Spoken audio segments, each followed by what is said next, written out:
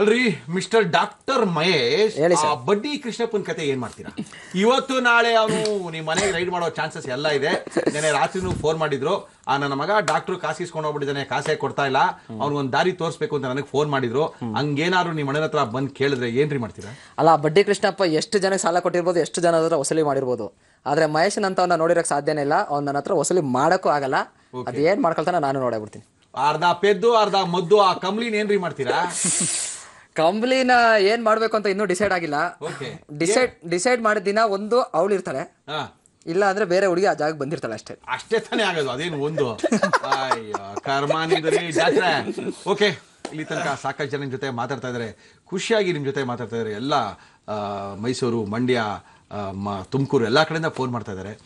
ಏನ್ ಅನಿಸ್ತಾ ಇದೆ ಧಾರಾವಾಹಿ ಬಗ್ಗೆ ನಿಮ್ಗೆ ಗೌಡ್ರೆ? ತುಂಬಾ ಖುಷಿ ಆಗ್ತಿದೆ ಸರ್. ಒಂದೊಳ್ಳೆ ಪಾತ್ರ. ಓಕೆ, ನಾನು ಇಷ್ಟು ದಿವಸ ಮಾಡಿದ ಪಾತ್ರಕ್ಕಿಂತ ಒಂದು ವಿಭಿನ್ನವಾದ ಪಾತ್ರ. ಓಕೆ, ತುಂಬಾ ವಿಲನಿಶ್ ಆಗಿ ದೊಡ್ಡ ಮಟ್ಟದ ವಿಲನ್ ಅಂತ ಅನ್ಸ್ಕೊಳ ಲೆಕ್ಕಕ್ಕೆ ಒಂದು ಒಳ್ಳೆ ಕ್ಯಾರೆಕ್ಟರ್. ನೋಡಿ ಗೆಟಪ್ ಎಲ್ಲ ಹೆಂಗಿದೆ ನಮಗೆ. ನನಗೆ ಸೆಟಪ್ ಮಾಡ್ಕೊಂಡಿದ್ಕೆ ಒಂದು ಗಂಟೆ ಹಾಕ್ಬಿಟ್ಟಿದ್ದೆ ನಮ್ಗೆ. ಓಕೆ, ಅದು ಮೂಗಿಗೆ ಹೋಗಿ ಏನ್ರಿ ಅಸಹ್ಯ ರೀ, ಸ್ವಲ್ಪ ಮನ ಮರ್ಯಾದಿಲ್ಲ, ಮಾತಾಡಲ್ಲ, ಕತೆ ಆಡಲ್ಲ, ಅಂದ್ರೆ ಗೌಡ್ರು ಅದೇನೋ ಒಡವೆ ಎಲ್ಲ ಹಾಕೊಂಡಿದೀರಾ, ಚಪ್ರಿ ಗಿಪ್ಲಿ ಹಾಕೊಂಡ್ಬಿಟ್ಟಿದ್ರ, ಓಕೆ, ಆದ್ರೂ ಮೂಗಿ ಜೊತೆ ಯಾಕ್ರಿ ಇವೆಲ್ಲ ಹಾಕೊಂಡಿದ್ಕೆ ಒಂದು ಬೇಡವಾ ಸರ್ ಬಿಲ್ಡಪ್?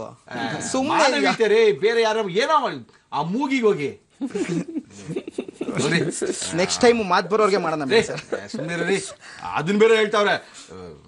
ಸ್ವಲ್ಪ ನನ್ ಗಿಫ್ಟ್ ಕೊಡಕ್ಕೆ ಬೇಜಾರಾಗ್ತದೆ. ಹೋದ್ರೋಯ್ತು, ಮುಳಿಯಾಗ ದಿವಸ ಕೊಟ್ಬಿಟ್ಟಿದ್ದಾರೆ, ತಗೊಳ್ಳಿ. ತುಂಬಾ ಥ್ಯಾಂಕ್ ಯು ಸರ್. ಮೂಗಿ ಓಕೆ. ವೆಜ್ಜ ನಾನ್ ವೆಜ್ಜ ನೀವು? ಸದ್ಯಕ್ಕೆ ವೆಜ್ಜು ಸರ್. ಅದೇನು ಅಷ್ಟೊಂದು ಯೋಚನೆ ಮಾಡ್ಕೊಂಡಿರ್ತೀರಾ? ಮಲ್ಲೇನ ಹೇಳಿ ಸುಳ್ಳು ಹೇಳಿದಿರೇನ್ರಿ? Thank you sir, thank you.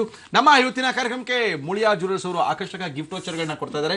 ನಿಮಗೂ ಸಹ ತಗೊಳ್ಳಿ ಸರ್. ಮಹೇಶ್ ಅವರೇ, ನೀವು ನಾನ್ ವೆಜ್ ಅಂತ ಗೊತ್ತಾಯ್ತು, ಮಂಡ್ಯದವರು, ನಮ್ಮ ಕಡೆಯವರೇ ನೀವು, ತಗೊಳ್ಳಿ. ನಿಮಗೂ ಸಹ ಒಂದು ಬೆಳ್ಳಿ ಇದು, ಜೊತೆಗೆ ಜಿ ಅವರು ಒಂದು ಅದ್ಭುತವಾಗಿರುವಂತಹ ಒಂದು ಪುಸ್ತಕವನ್ನ ಕೊಡ್ತಾ ಇದ್ದಾರೆ. Okay, thank you sir, thank you.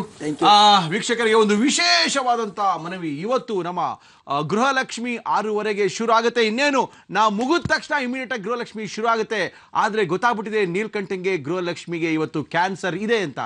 ಏನ್ ಮಾಡ್ತಾನೋ, ಏನ್ ರಾಧ ಅಂತ ಆಗುತ್ತೋ, ಏನ್ ಕತೆ ಆಗುತ್ತೋ ಏನ್ರಿ, ಒಂದ್ ವಾರಕ್ಕೆ ಕ್ಯಾನ್ಸರ್ ಮುರಳಿ ಅಂತ ನೀವೆಲ್ಲ ಟೆನ್ಷನ್ ತಗೋಬೇಕಾಗಿಲ್ಲ. 6:15 ನೋಡಿದ್ರೆ ಗೊತ್ತಾಗುತ್ತೆ. ಇವತ್ತು ಅದ್ಭುತವಾಗಿರುವಂತಹ ಧಾರಾವಾಹಿ ಗೃಹಲಕ್ಷ್ಮಿ ನೋಡಿ. ಲಕ್ಷ್ಮಿಗೆ ಬಂದ್ಬಿಟ್ಟಿದೆ ಕ್ಯಾನ್ಸರ್. ನಾಳೆ ದಿನ ನಮ್ಮ ಕಾರ್ಯಕ್ರಮಕ್ಕೆ ಬರ್ತಾ ಇದ್ದಾರೆ ರಾಕೆಟ್ ನ ನೀನಾಸಂ ಸತೀಶ್ ಅವರು ಬರ್ತಾ ಇದ್ದಾರೆ ಮತ್ತು ಐಶಾನಿ ಶೆಟ್ಟಿ ಅವರು ಬರ್ತಾ ಇದ್ದಾರೆ. ಬೇಕಾದಂತ ಪ್ರಶ್ನೆಗಳನ್ನ ಕೇಳ್ಬೋದು ತಿಳಿಸಿ. ನಮ್ಮ ಇವತ್ತಿನ ಮುಸ್ಸಂಜೆ ಮಾತು ಕಾರ್ಯಕ್ರಮ ಮುಗಿಸ್ತಾ ಇದೀವಿ. ಮತ್ತೆ